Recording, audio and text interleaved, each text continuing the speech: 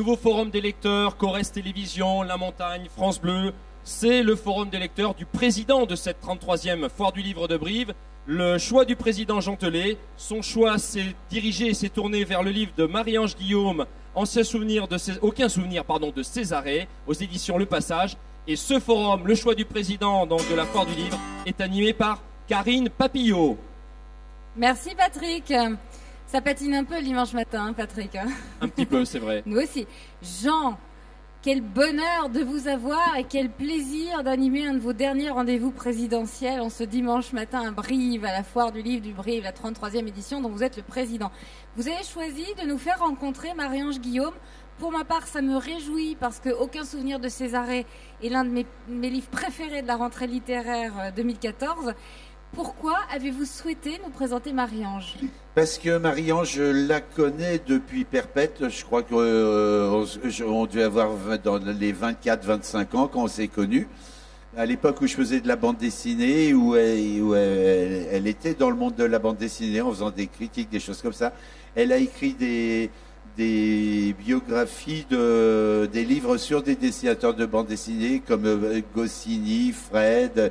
Et des proches qui n'étaient pas un dessinateur. Et des proches. Alors, Marie-Ange, je t'ai expliqué, le micro, faut le poser comme je fais. Oui. Non, non, voilà, là. comme ça. Vous savez, il faut... Et donc, c'est une copine depuis tout le temps. Et comme cette année, c'était moi qui choisissais qui je voulais rencontrer, et évidemment, j'ai choisi Marie-Ange. J'ai évidemment lu son livre. Et qui est un livre qui aborde un sujet, j'aime bien ça quand les écrivains s'y prennent comme ça, qui aborde un sujet triste, à savoir la mort de la maman de Marie-Ange, et qui en a fait un livre sur l'absence, sur la tristesse de perdre sa mère quand on l'a beaucoup aimée, et en même temps elle réussit à mettre évidemment du charme, de la poésie et de l'humour. Par exemple, au tout début du livre, elle veut balancer les cendres de l'urne funéraire depuis un pont dans une rivière, mais elle fait bien attention d'être dans le bon sens du vent pour pas se reprendre toutes les cendres de sa mère en pleine tête, quoi. Et je trouve que dire des choses comme ça, c'est une façon de dire son chagrin et de vouloir faire le petit pas de travers pour mettre un petit peu d'humour, et c'est ça qui fait de très beaux livres. Alors, avant de donner la parole à Marie-Ange, on va faire comme si elle n'était pas là. Est-ce que ce ton particulier, enfin cette façon comme ça, très presque malicieuse, légère et mélancolique en même temps d'évoquer de cette année de deuil de sa maman, c'est bizarre de parler de vous comme ça quand vous êtes là.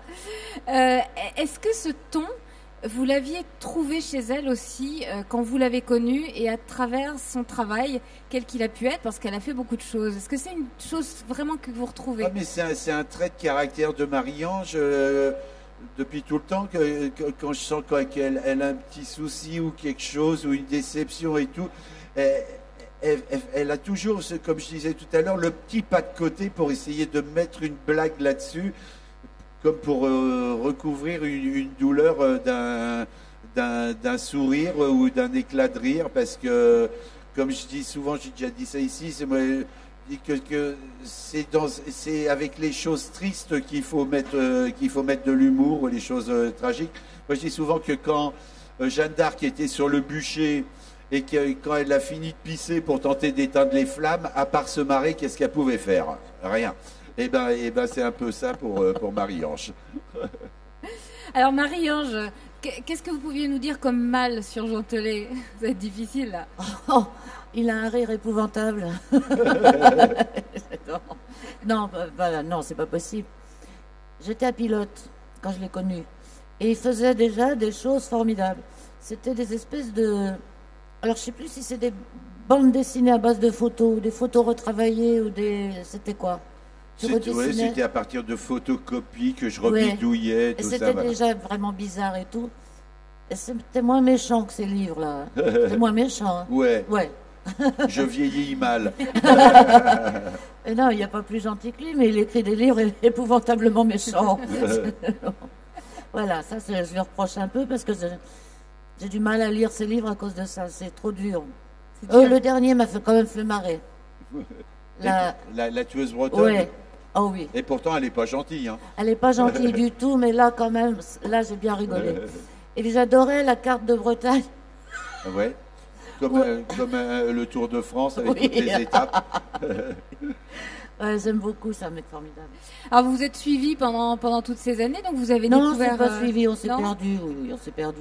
Mais on se revoyait Et on se régulièrement. revoyait de temps en temps dans des salons, des Et choses puis comme on ça. a oui. des amis dessinateurs, dessinatrices de BD comme Florence Estac, Ouais. Comin et tout. Et Ouais. voilà. Donc vous êtes parti de la BD, vous vous retrouvez avec le roman aujourd'hui, Puis on a un ami commun, Jacques Bertrand. Bien sûr. Voilà. qui était là aujourd'hui. Oui, Ouais. Jacques Joyeux. Bertrand, Et, il a fallu que je ramène à l'hôtel à 4 heures du matin parce que et je peux le dénoncer, il avait beaucoup bu. Oh là là. Vous savez que c'est enregistré ça. Ouais, hein. Pendant ben un ouais. an, tout le monde va Oui. pouvoir Oui, mais regarder. c'est lui qui a beaucoup bu au Cardinal. Mais ça, c'est- Après la chenille géante. Hier, on a fait la chenille géante au Cardinal. J'avais dit que je serais un président anormal, moi président ça va chier. Et j'ai fait une chenille géante au Cardinal. Et ça restera dans l'histoire de la foire du livre de Brive. c'est votre façon de marquer votre empreinte, hein, c'est ça. Exactement. Donc l'année prochaine, on fera tous une chenille en pensant à vous, Voilà. au Cardinal. Ça deviendra le rituel telé. Bon, trêve de... Enfin, non, continuons à plaisanter, mais comment s'est fait l'un et l'autre votre passage d'un mode d'expression à un autre? Vous avez commencé par de la critique, et puis il y a eu la biographie, l'écriture de fragments, de romans.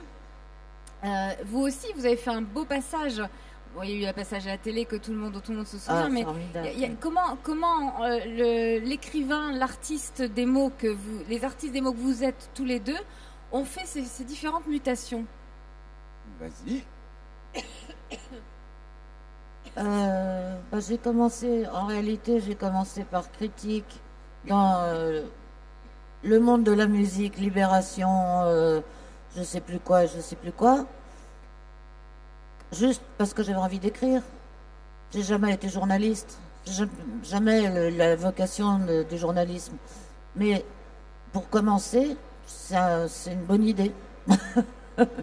Et puis après, j'ai commencé à faire des livres, voilà, parce qu'on m'a remarqué. Et puis bon, voilà, j'ai commencé à faire des livres. C'est plus simple de faire une biographie que de se lancer tout seul avec son sujet? Oui, bien sûr.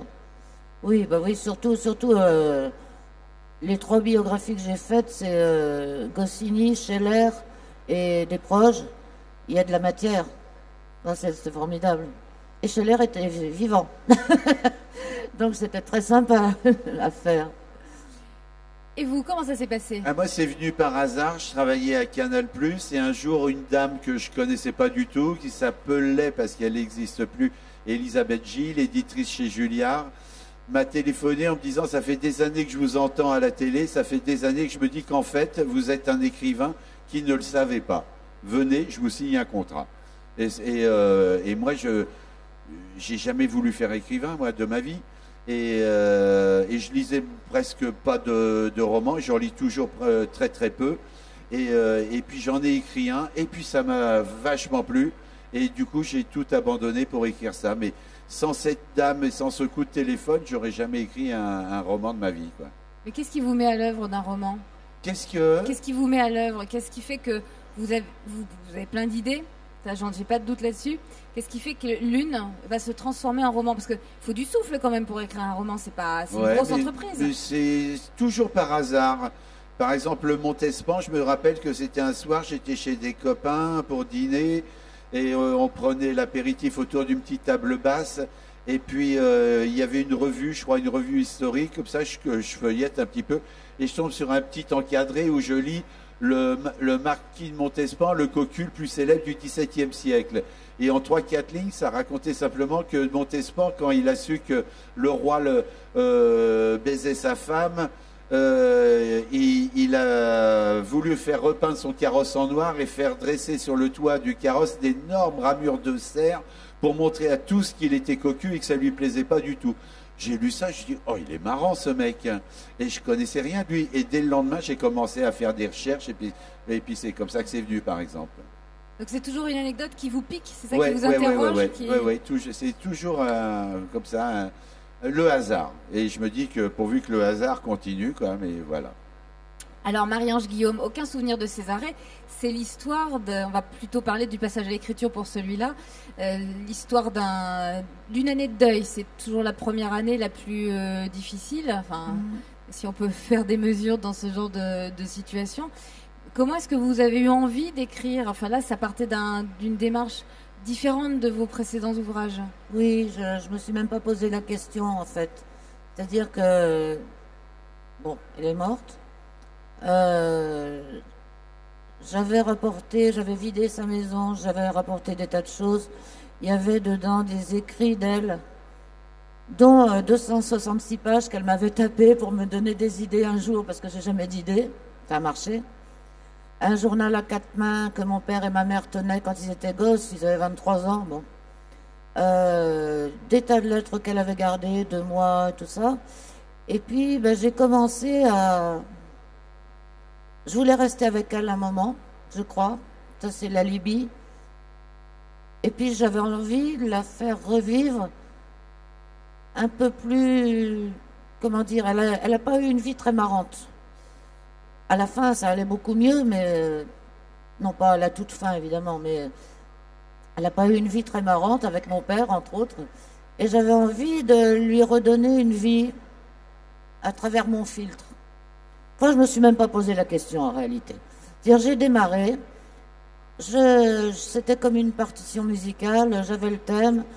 J'allais du passé très lointain, c'est-à-dire la fin de la guerre, l'après-guerre, les années 60 et tout ça, au présent, je tournais et tout, sans me poser la question. Et puis, il s'est monté tout seul, le livre. Et j'ai passé 1 an avec elle. Voilà. Et puis, il y a eu un moment où c'était fini. Et j'ai beaucoup pleuré en l'écrivant. Mais, il n'est pas que triste, le livre, pas du tout. Il y a des choses drôles, parce que même dans le deuil, même dans un enterrement, il y a des choses drôles.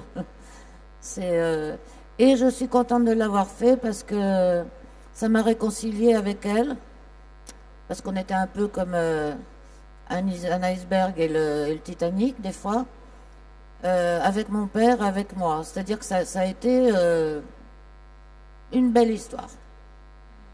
Alors, c'est pas seulement vous n'avez pas travaillé qu'à partir de vos souvenirs, vous avez travaillé à partir de ces textes qu'elle vous a laissés.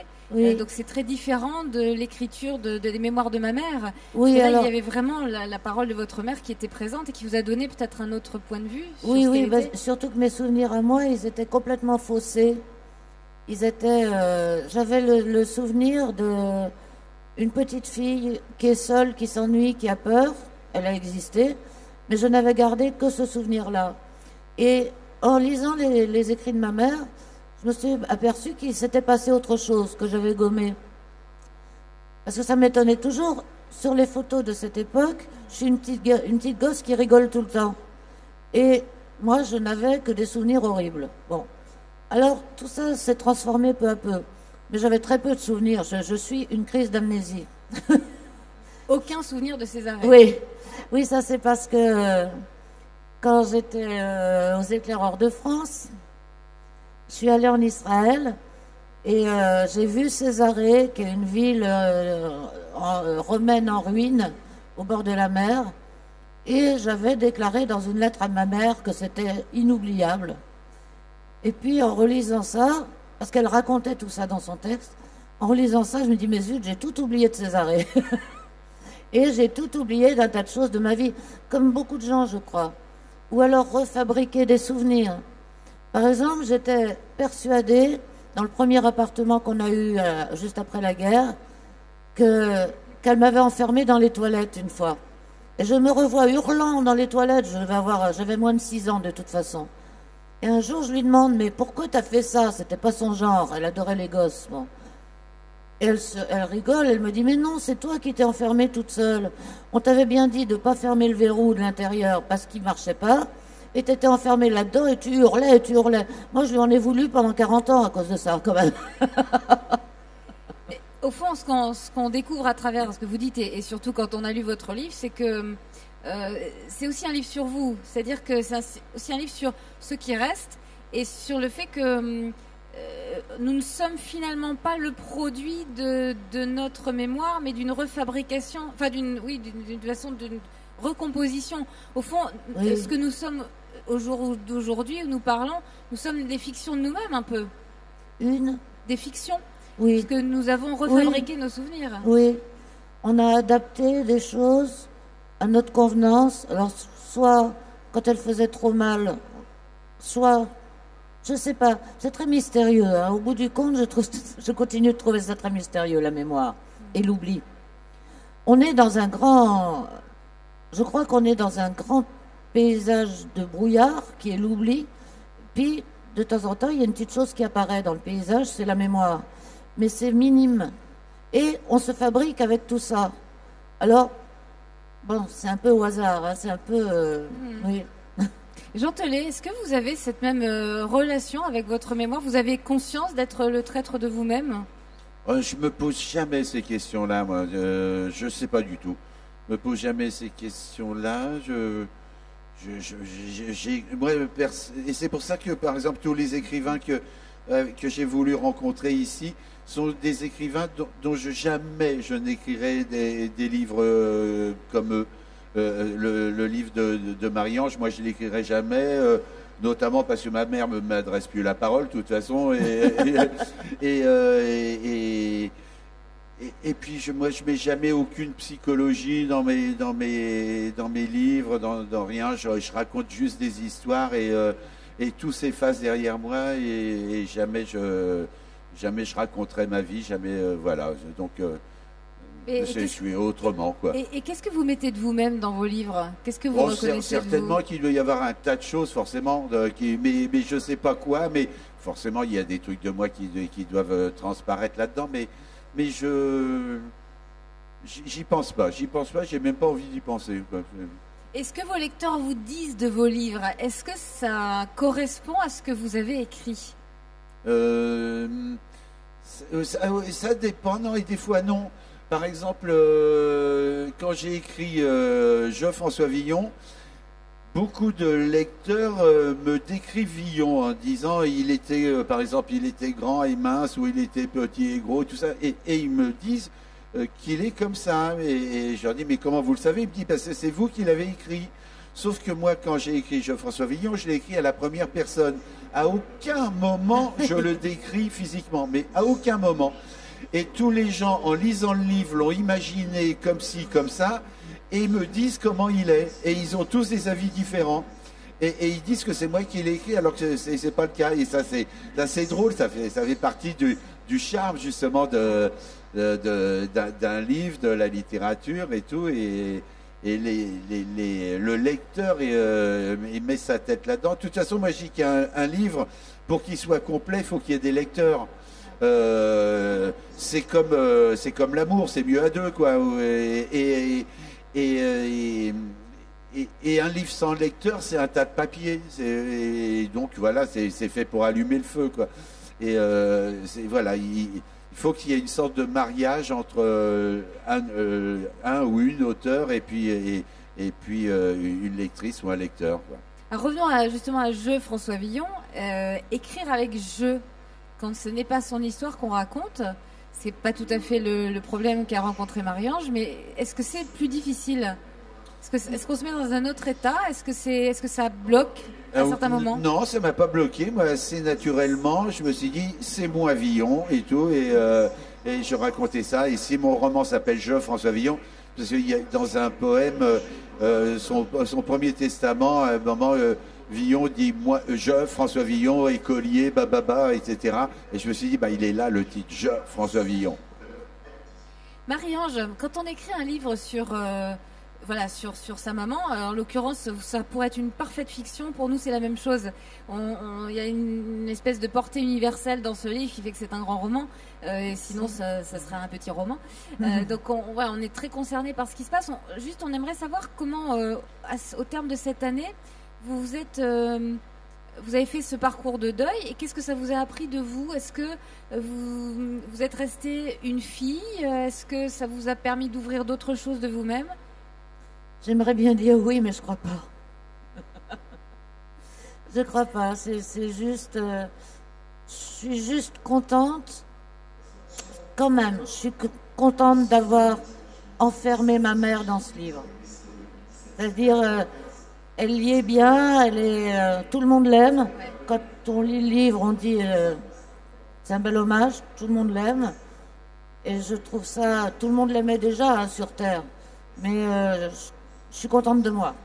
Un peu triste qu'elle n'ait pas pu le lire, mais c'est normal. Parce que sinon, bon. Et puis, c'est quand même celui qui me touche le plus de tout ce que j'ai fait, évidemment. C'est un livre à part. À la fin du livre, vous dites, alors moi ça m'a beaucoup frappé, maintenant je vais me retrouver seule avec la vraie vie qui ne m'a jamais beaucoup concernée. Je vis pour restituer un peu plus loin, je vis pour restituer l'émotion que je n'ai pas ressentie quand il l'aurait fallu. Oui. Est-ce que c'est pas ça finalement l'aveu du démarrage d'une vie d'écrivain? Oui, en fait c'est un peu ça. C'est-à-dire que c'est vrai que j'ai toujours eu du mal à vivre l'instant présent, même quand c'est magnifique, c'est vraiment... et je me dépêche de rentrer chez moi pour en faire quelque chose. Et ça c'est dans la vie où j'ai toujours été un peu ailleurs, j'ai longtemps été très mal dans ma peau et tout, mais c'est ma seule force. C'est peut-être ça, oui, être écrivain, j'en sais rien. Hein. C'est ma seule force, c'est qu'après, je peux en faire quelque chose. Et là, ça a été une force terrible quand même. Ouais. Parce que devant la mort, on est impuissant. Sauf que là, j'ai fait le truc. On a l'impression que vous avez réellement pris conscience d'être un écrivain à partir de ce livre. Ah, moi, pas moi, non, mais non. bon. Comme s'il y avait quelque chose en vous qui était... qui acceptait d'être réellement et sans imposture et en étant que ça, un écrivain. Vous êtes né pour ça. C'est-à-dire, ça a été plutôt dans les réactions des lecteurs, professionnels ou pas. Tout d'un coup, tout le monde... on aimait mes livres et tout, mais puis ils sont rigolos dans l'ensemble, enfin bon. Et tout d'un coup, tout le monde m'a dit, mais t'es un vrai écrivain. Alors je me dis, bon... On a l'impression que c'est quelque chose, oui, qui vient de vous. C'est quelque chose qui arrive de vous. C'est-à-dire que ça y est, elle accepte d'être un grand écrivain, enfin quelqu'un qui est né pour ça, voilà. Pas du tout. Peur, là. C'est drôle, hein. Oui, mais parce que c'est incroyable de pouvoir dire la vraie vie qui ne m'a jamais beaucoup concernée. Oui. C'est vertigineux quand même de dire ça. Oui, mais c'est vrai que c'est une chose que je disais déjà dans mon livre de nouvelles la dernière nuit, je me rappelle. Ça me revient. Je disais... c'est à ça que je reconnais la vraie vie. Je regardais les voitures, tout ça, elle ne me concerne pas. Ça me revient tout d'un coup. Oui, oui. Enfin, en tout cas, c'est peut-être parce qu'on assiste quand vous remaillez l'histoire de votre famille, de votre filiation. C'est peut-être parce on sait maintenant comment vous êtes devenu écrivain. C'est peut-être pour ça. Ah, peut-être, oui, oui, on m'a dit ça aussi, oui. Y a des gens qui m'ont dit, je savais pourquoi j'aimais ton livre, mais non, j'aimais tes livres, bon, mais là, je sais pourquoi maintenant. Voilà, il y a un passage qui s'est fait, mais malheureusement, il s'est fait à mon insu. C'est-à-dire que, quand même, ce livre, je l'ai écrit dans un état pas second, mais presque. Mais en même temps, j'ai mis beaucoup de vie dedans, puisque, voilà, oui. Là, du coup... Il y en a beaucoup. Il y en a effectivement beaucoup. Et ça a peut-être changé quelque chose pour le prochain livre. On verra. Jean Telet, vous vous sentez concerné par la vie, vous? Ah ouais? Ah oui, je prends tout, ouais. Vous n'avez pas ce besoin de passer par l'écriture pour ressentir ce que la vie ne vous a pas... Non, on est très différents avec Marie-Angèle. C'est ça qui est bien, ouais. Moi, j'ai pas envie de rencontrer que des clones de moi, ça m'amuserait pas. Ça m'amuserait pas. Ça n'existe pas, ça n'existe pas. En tout cas, j'aime bien rencontrer que des gens, bien sûr, différents et tout, et d'autres bestioles humaines, et de regarder comment ils se débrouillent avec une existence, et voilà, bien, c'est ça qui est intéressant, évidemment. Alors, vous avez eu l'occasion sur un plateau hier, je crois, d'évoquer vos derniers travaux. Qu'est-ce qui est à venir? Qu'est-ce qu'on attend de vous maintenant, Jean? J'ai terminé il y a une dizaine de jours un nouveau roman qui va sortir début mars. Et ce qui est marrant, c'est que j'ai passé moi 1 an et demi à écrire ce roman. Et moi, quand j'écris du matin de 10h jusqu'à 19h. Je m'arrête une demi-heure pour manger le midi. Je n'appelle plus personne, je ne vois plus aucun ami, je ne prends pas un jour de vacances, pas un jour de week-end, tout le temps que le livre est pas terminé. Ce qui fait que j'ai passé 1 an et demi de silence total. Et là, putain, une semaine après, j'arrive ici, je n'arrête pas de jacasser. Jusqu'à faire la chenille hier. Et c'est drôle, ouais, et puis ça va être comme ça jusqu'à la sortie du livre, le temps de la promo, et puis j'espère qu'à un moment, je vais retrouver une autre idée, et clac, et je vais me réenfermer dans mon sous-marin et repartir en écriture. Voilà. Je passe de l'un à l'autre. Alors donc on vous retrouve au mois de mars. Et vous, Marie-Ange, est-ce que vous avez commencé un autre livre? Pas encore. Pas encore? Non. Vous êtes encore dans la promotion de celui-ci? Je suis encore dans celui-ci. Dans Oui. celui-ci. Oui. D'accord. Prenez votre temps. Le séjour est agréable. Merci. Merci Jean Telet, merci Marie-Ange Merci. Guillaume. Quelles sont vos prochaines étapes, Jean? Je sais plus si je fais une conférence de presse avec le maire À 15h. à 15h et à 16h30 truc de poésie avec Dominique Pinon qui va lire une sélection de poèmes. Et en tout cas, je voulais juste terminer en disant qu'il est important de lire Aucun souvenir de Césarée, parce que c'est vraiment un très joli livre, très pudique et tout. Et comme vous l'avez vu tout à l'heure, quand elle veut dire une phrase triste et tout, Marie-Ange, elle met toujours un éclat de rire et qu'elle est entre les deux. Elle est entre l'éclat de rire et les propos malheureux ou tristes et émouvants qu'elle raconte. Et je t'aime, Marie-Ange. Le président a toujours raison. Merci à tous de votre attention.